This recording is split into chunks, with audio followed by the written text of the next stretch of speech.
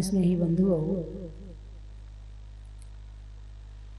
श्रावक के जीवन में षट आवश्यक बताए हैं और साधु के जीवन में भी षट आवश्यक है, लेकिन आपके आवश्यक दूसरे हैं और मुनिराज के आवश्यक दूसरे हैं।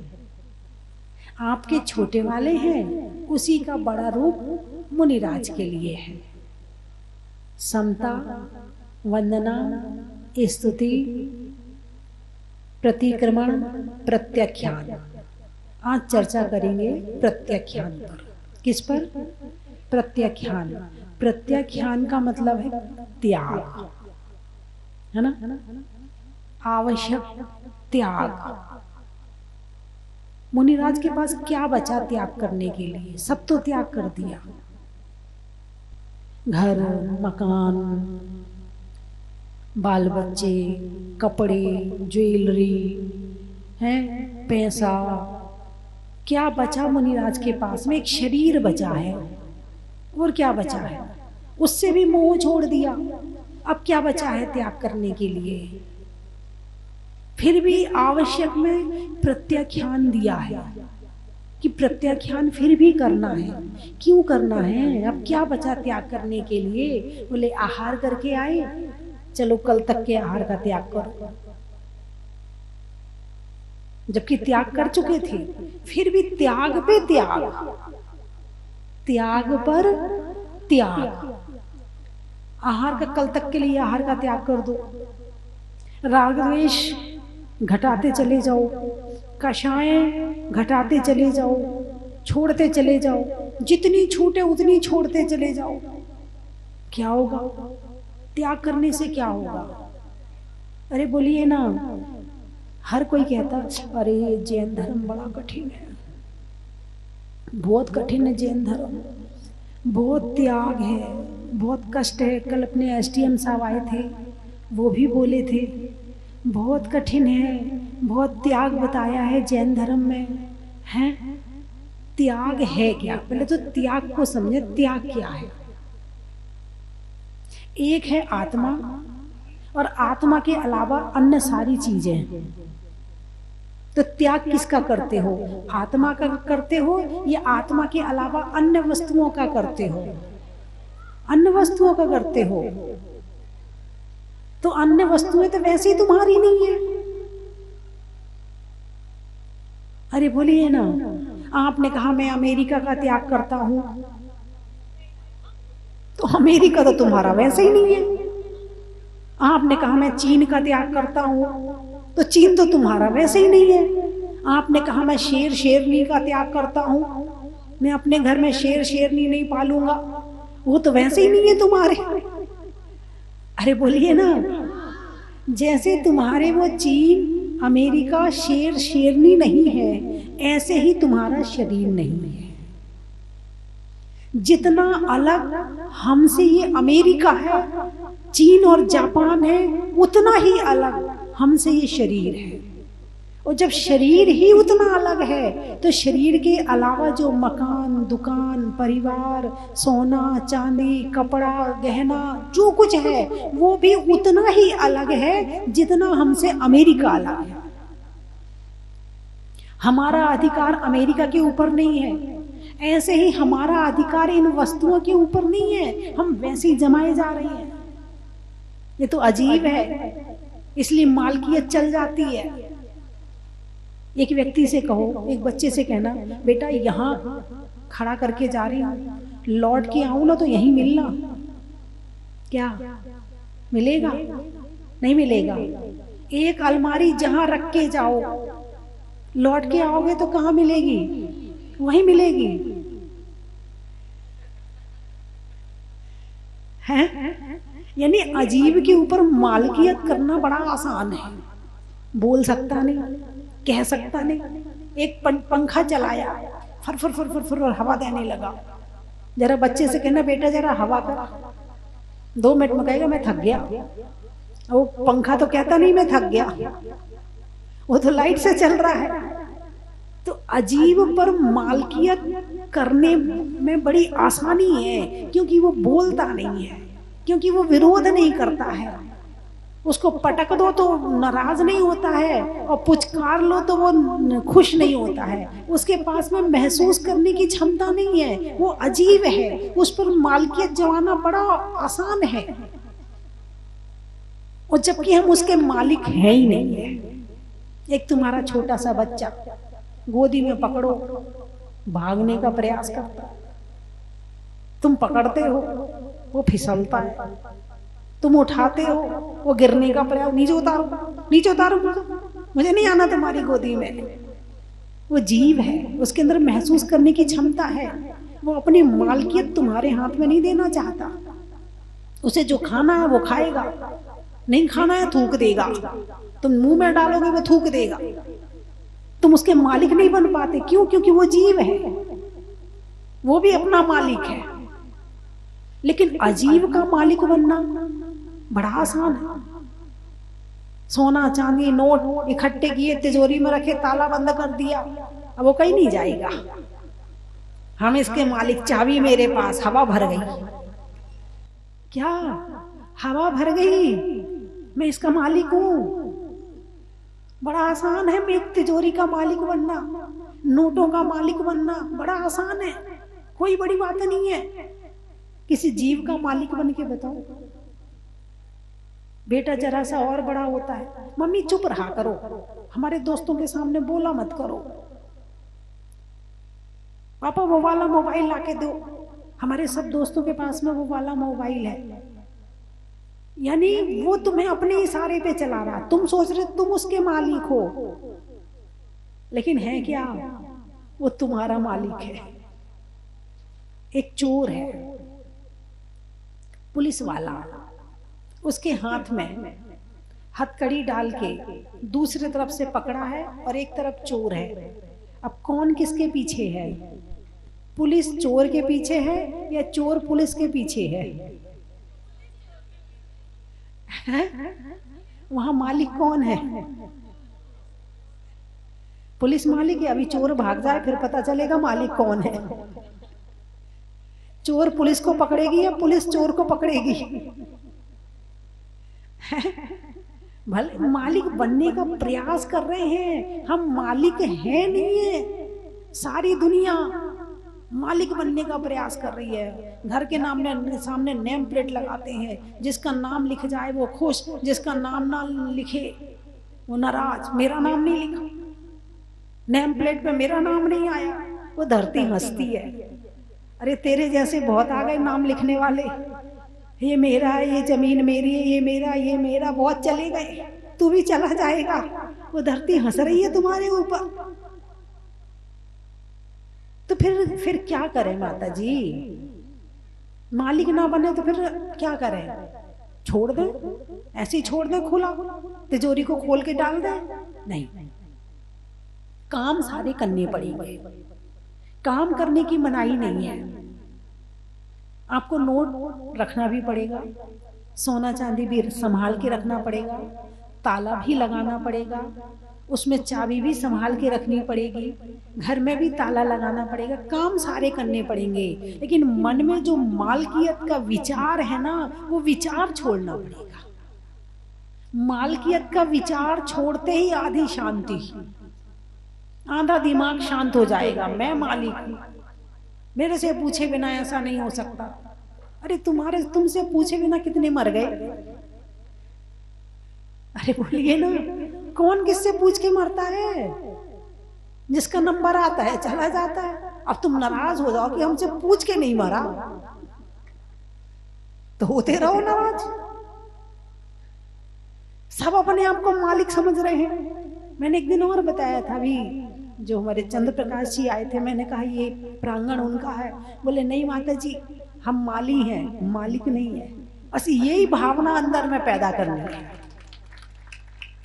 जिस दिन ये भावना आ जाएगी, उस दिन दिमाग में शांति आ जाएगी, लड़ाई झगड़े बंद हो जाएंगे। उस दिन पूछ की भावना खत्म हो जाएगी। उस दिन लगेगा कि आत्मा इतस चिंतामणि दिव्य, इतः पिण्या के खंडकम ध्यानैन चेदवे लभ्ये क्वा इंद्रिया विवेक न।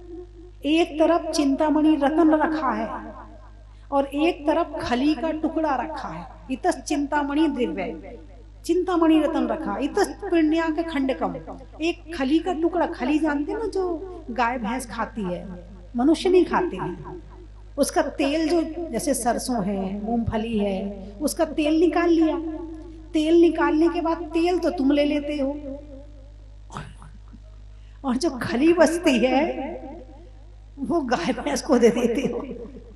कभी हम भी गाय भैंस बने होंगे, हमने भी वो खली खाई होगी। हाँ बिल्कुल सही बात है। बहुत यात्रा करने के बाद इस मनुष्य शरीर में आए हम, ये ऐसे नहीं मिला है। तो इतस चिंतामणि दिव्य इतः पिण्या के खंडकम ध्यानेन चेदुवे लभ्य क्वा इंद्रिया विवेकना। यदि दो चीजें रखी हैं, चिंतामणि रतन और खली का टुकड़ा, एक तरफ हमारी आत्मा चिंतामणि रतन है और एक तरफ ये पदार्थों के टुकड़े हैं, सोने का टुकड़ा, चांदी का टुकड़ा, कपड़ों के टुकड़े, जमीन का टुकड़ा और जितने टुकड़े, ये सारे टुकड़े हैं। और एक तरफ हमारी आत्मा है। अब इस टुकड़े के लिए आत्मा को दुखी करोगे या आत्मा को सुखी करने के लिए इससे मोह छोड़ दोगे? देखो, ध्यान है ना चेदवे, यदि आत्मा मिलेगी तो ध्यान से मिलेगी। किससे मिलेगी? ध्यान से। अभी क्या करते हो? ध्यान तो चल रहा है। भगवान महावीर कहते हैं एक क्षण के लिए भी ध्यान खत्म नहीं होता है। ध्यान तो 24 घंटे चल रहा है। आपसे पूछा जाए ध्यान करते, नहीं माता जी हमें ध्यान करना नहीं आता। लेकिन ध्यान दो तरह का होता है, शुभ ध्यान और अशुभ ध्यान। शुभ ध्यान, ध्यान क्या है? मन वचन काय की एकाग्रता का नाम ध्यान है। जिस समय आप सीरियल देखते हो उस समय ध्यान कहाँ रहता है? सीरियल में मन भी वही है, वचन भी वही है, काया भी वही है, तो ध्यान हो गया ना। आप जिस समय भोजन बनाते हो तो ध्यान भी वही है, मन वचन। जब आपस में किसी की निंदा बुराई करते हो, कितना मन एकाग्र, कोई मच्छर काट भी जाए तो पता नहीं चलता, कौन आ रहा कौन जा रहा कुछ नहीं पता चलता। बस इतना ध्यान से बातें करते हैं, इतने ध्यान से कि नमोकार मंत्र की माला भी इतने ध्यान से नहीं फिरती जितने ध्यान से दूसरों की निंदा बुराई होती है। हाँ या ना? तो दो चीजें हैं, चिंतामणि रतन और खली का टुकड़ा। चिंतामणि रतन किसका ध्यान कर रहा है? खली के टुकड़े का। खली का टुकड़ा जमीन का ध्यान, कपड़ों का ध्यान, परिवार का ध्यान, लड़ाई का ध्यान, टेंशन है, डिप्रेशन, ये सब क्या है? ये सब खली का टुकड़ा है। और हमारी जिंदगी किस में खत्म हो रही है? खली के टुकड़े में खत्म हो रही है। ये जरूर है कि इसके बिना जीवन नहीं है। भोजन चाहिए, कमाना पड़ेगा, कपड़े पहनने हैं, कमाना पड़ेगा, मंदिर बनाना है, कमाना पड़ेगा, जितना काम करना सब कुछ करना पड़ेगा। काम सारे करो, काम करने की कहीं मनाही नहीं है। जैसे एक महिला जब रसोई बनाती है तो पुरानी साड़ी पहन के बनाती है, हाँ या ना? जिस दिन पुरानी साड़ी पहन के बनाए, गंदी हो रही है, दाग लग रहा है, कोई ध्यान नहीं है, लग जाए पुरानी साड़ी। अब वो एक दिन उनके यहाँ मेहमान आए, लड़की को देखने वाले आए। किसको देखने वाले? लड़की या लड़के को। अब वो पुरानी साड़ी तो पहन नहीं सकती है, साड़ी कौन सी पहनेगी? नई साड़ी पहनेगी। रसोई भी बनानी है, अब रसोई भी बना रही है और नई साड़ी पहनी है। ध्यान कहाँ है? रसोई बनती है कि नहीं बनती है? बन जाती है, सब्जी भी बन जाती है, दाल भी बन जाती है, सब बन जाता है, लेकिन ध्यान कहाँ है? साड़ी में। जिस लड़की की सगाई हो जाती है वो रहती कहाँ है? पीहर में। दिमाग कहाँ रहता है? अरे बोलिए ना, कपड़े भी धो रही है, झाड़ू भी लगा रही है, पोछा भी लगा रही है, सब काम कर रही है, लेकिन ध्यान कहाँ है? ससुराल में। ठीक ऐसे ही हमें यहाँ पर दुकान भी चलाना है, परिवार भी चलाना है, राजनीति भी चलानी है, हमें यहाँ पर समाज भी चलानी है, शरीर भी चलाना, सब काम करना है। लेकिन ध्यान कहाँ होना चाहिए? अकेला आया हूं, अकेला जाऊंगा। काम सारे करो, काम करने की दिक्कत नहीं। जैसे रसोई नई साड़ी पहन के बनाते हैं तो ध्यान वहां रख, बस यही वाले इसी क्वालिटी को यूज करना है। क्वालिटी तो है आपके पास में, क्वालिटी की कमी नहीं है, क्वालिटी तो है आपके पास में। तो अक्सर देखा जाता है जब भी जैन धर्म का नाम आता है तो लोग कहते हैं अरे इनका धर्म तो बड़ा हाँ बहुत कठिन धर्म है, इतना त्याग है, इनका तो उपवास भी बड़ा कठिन होता है। क्या? इनका तो उपवास भी बड़ा कठिन होता है, इनके उपवास में तो पानी भी नहीं पीते हैं, बड़ा कठिन है भाई। और उपवास ऐसे होते हैं दिन भर तो कभी मूंगफली खा ली, पानी पी लिया, जूस पी लिया, शाम को भरपेट रोटी खा ली, उपवास हो गया। देखो जिसके यहाँ जो सिस्टम बताया वो बात अलग है ना। जब तक ज्ञान नहीं हुआ है तब तक कोई बात नहीं है। कुछ ऐसे हैं जो दिन भर नहीं खाते, रात में ही खाते हैं, रात होते ही शुरू हो जाते हैं और दिन होते ही बंद हो जाते हैं, है ना। सिस्टम है, उनका सिस्टम है। लेकिन धर्म क्या है? मैं ये नहीं कह रही कि कौन क्या कर रहा है, हम तो अपने को देखें कि हम जो कर रहे हैं वो क्यों कर रहे हैं। जैन धर्म वैज्ञानिक धर्म है। एक एक नियम को, एक एक बात को, एक एक व्रतों को आप वैज्ञान की दृष्टि से परखो, जानो, उसकी लाभ हानि को पहचानो, उसके बाद मानना। मैं ये नहीं कह रही कि आप पहले मान लो, पूरी अच्छी तरह से जानो पहचानो तो ऐसा खरा उतरेगा जैसे कि वो 24 कैरेट का सोना उतरता है। बोले बड़ा त्याग है इनके जैन धर्म में तो। अरे बोलिए ना, बड़ा त्याग है। लोग ऐसे दया की दृष्टि से देखते हैं। एक बार तो एक गोहाना चतुर्मास में थे, करीब 1999 में, 1998 में गोहाना चतुर्मास था हरियाणा में। तो वहाँ अखबार में प्रवचन आदि निकलते थे। एक जैन भाई थे, वो अलग से दर्शन करने आ गए। तो किसी ने उन्हें बताया कि इनकी ऐसी ऐसी चर्या है। गर्मी के दिन थे, चतुर्मास का समय था, गर्मी के दिन थे। वो तो लड़ने लगे, शाम को पानी पीना चाहिए। ये क्या मतलब है? शरीर को इतना परेशान करती हो? शरीर कोई परेशान करने की चीज है? इसको ही परेशान करोगी तो जियोगी कैसे? पानी पीना चाहिए, मैं ला के देता हूं आपको पानी। वो तो लड़ने लगे, बिल्कुल, ये समझ लो। लेकिन त्याग क्यों कहा है? त्याग से मिलता क्या है? सबसे बड़ी बात है, त्याग किसका? जो मेरा नहीं है उसका। क्या? त्याग किसका? जो मेरा नहीं है उसका। जैसे बादल है, बादल जब पानी से भरे हुए होते हैं तो रंग काला होता है, हाँ या ना? और जब बरस जाते हैं तो सफेद हो जाते हैं, है ना। एक कनस्तर में 10-15 किलो सोना भर दो और नदी में डाल दो, क्या होगा? डूब जाएगा। अकेला कनस्तर डाल दो, तिर जाएगा, है ना। ऐसे जितना जितना त्याग उतने उतने हल्के, जितना जितना त्याग उतने उतने हल्के, और जितने जितने हल्के उतना उतना सुख। एक भिखारी को कितना घाटा हो सकता है? कितना घाटा होगा? और एक अंबानी है, यदि उसको घाटा होगा तो कितना होगा? अरबों में होगा। तो जितना है उसको छोड़ दिया, तो जितना है छोड़ दिया तो क्या हुआ? हल्के हो गए।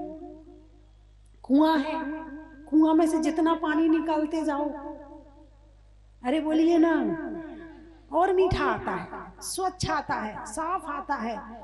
नहीं, हम पानी नहीं निकालेंगे, हमारा पानी है, हमारा कुआं है, हम किसी को नहीं देंगे अपने कुएं का पानी। हाँ, हमारा कुआं है, गर्मी के दिन है, ऐसे कैसे दे दे वही पानी, मत निकालो पानी, पानी खराब हो जाएगा। लेकिन इस बात को कोई जाने पहचाने तो मुंह निकालने नहीं देता है। मुंह कहता नहीं नहीं पकड़ के रख। और लक्ष्मी पुण्य की चेरी है। किसकी? आती है तो छप्पर फाड़ के आती है और जाती है तो लेंटर तोड़ के जाती है, छत तोड़ के चली जाती है। ये किसी के पकड़ने की चीज है ही नहीं है, है ही नहीं है।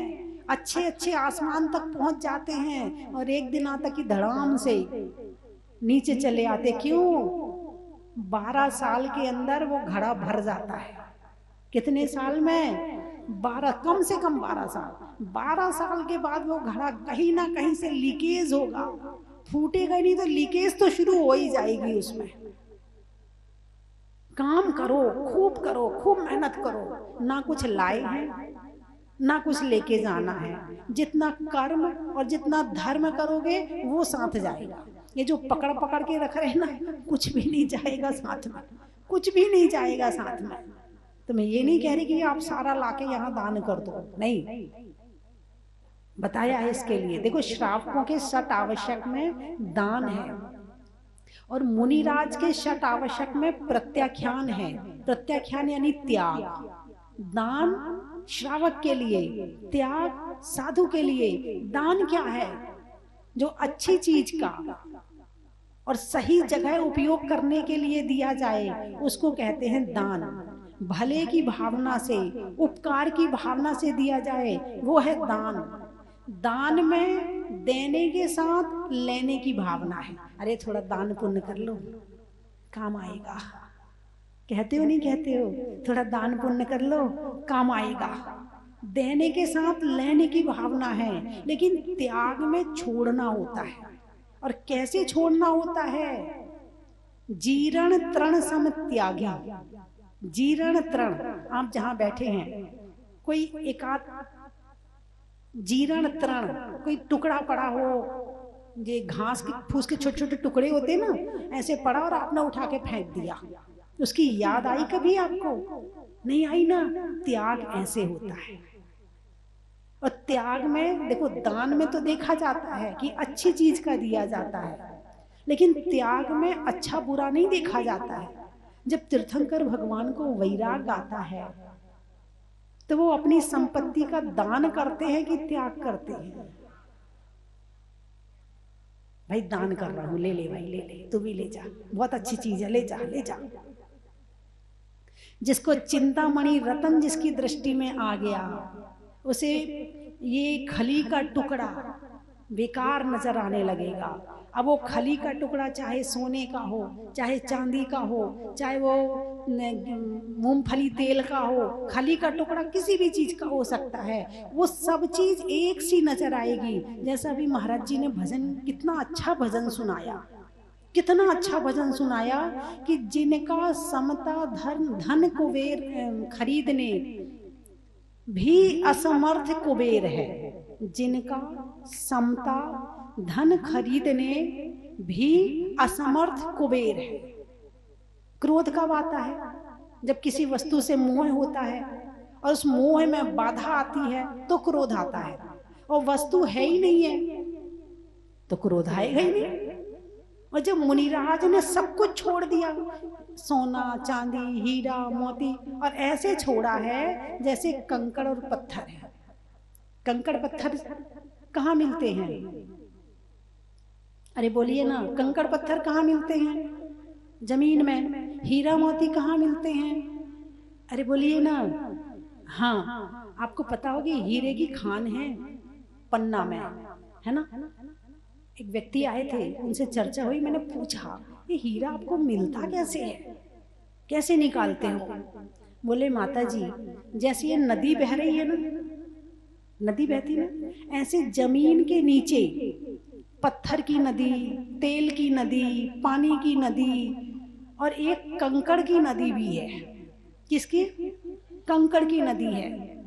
तो वहां पर खूब सारे जहाँ वो उनकी खान है वहां से कंकड़ कंकड़ निकाले जाते हैं, फिर एक टैंक में डाले जाते हैं, उसकी सारी मिट्टी जो होती है उसमें धुल जाती है, उसमें लोग पांव से क्या करते हैं, रौंदते हैं, पांव से रौंदते हैं, रौंद के उसकी मिट्टी निकलती है, फिर मिट्टी निकालकर उसमें से छांटते हैं। अभी भी नहीं पता चला कि हीरा कौन है।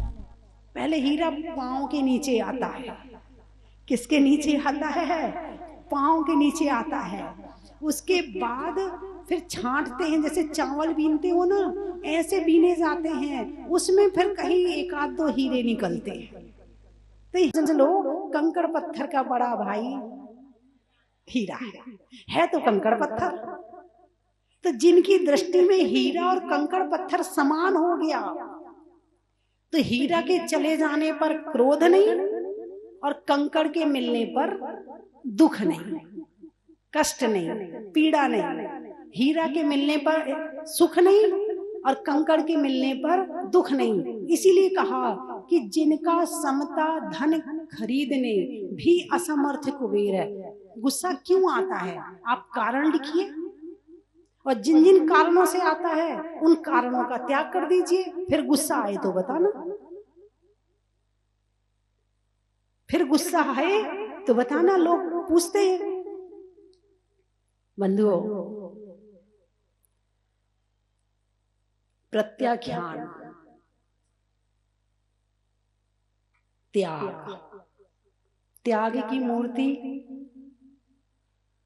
पंच परमेष्ठी, त्याग की मूर्ति पंच परमेष्ठी। तुम कौन से जैन हो? दिगंबर?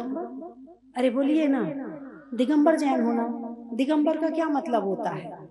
दिग यानी दिशाएं, अंबर मतलब वस्त्र, यानी जिनके शरीर पे वस्त्र नहीं है, जिनकी दिशाएं ही वस्त्र हैं। तो तुम सब तो कोई पीतांबर हो, कोई श्वेतांबर हो, कोई हरितांबर हो, कोई रक्तांबर हो, तुम कहाँ दिगंबर हो?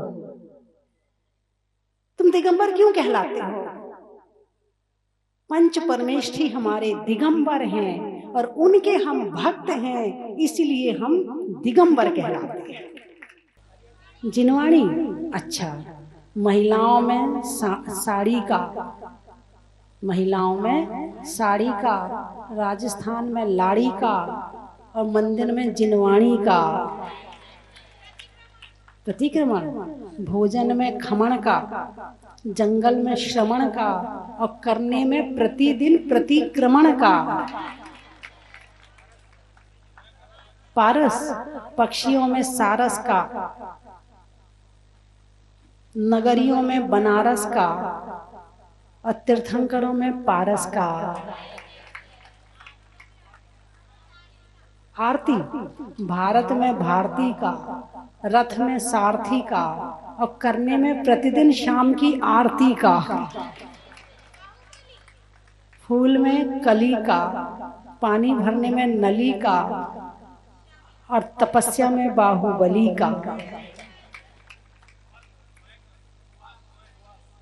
उपवास का बता दिया ना, बता दिया था। और बोलिए, संयम लो तो बताऊं। शरीर में दम का, होने में नम का और जीवन में संयम का। सम्यक, लुहार में ठक ठक का, कपड़ों में चकाचक का और प्राप्त करने में सम्यक का।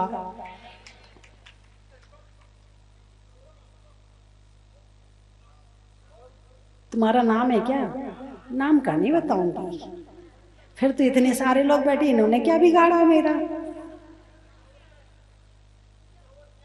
कुचामन, चावल का, शरीर में बल का, किसान में हल का, समय में पल का, दिन में कल का, घर में नल का और मंदिर में चढ़ाने में चावल का। सलाइयों में सूजा का, मिठाइयों में गूजा का और भगवान की पूजा का। चिंतन, करने में समुद्र मंथन का,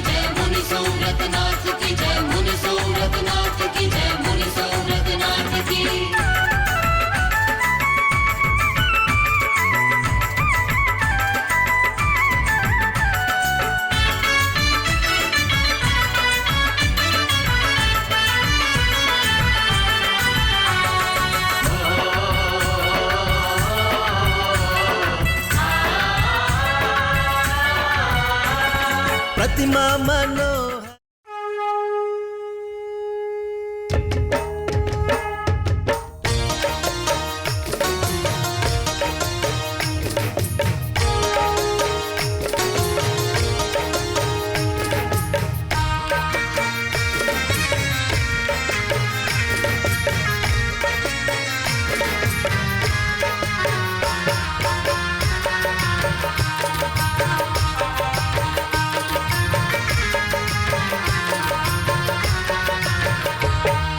कंचन की थाल को सजाओ रे आज, रत्नों की थाल को भर लाओ रे आज। आओ आओ करे रे गुणगान आरती भगवन की। आओ आओ करे गुणगान आरती भगवन की। आओ आओ करे रे गुणगान आरती भगवन की।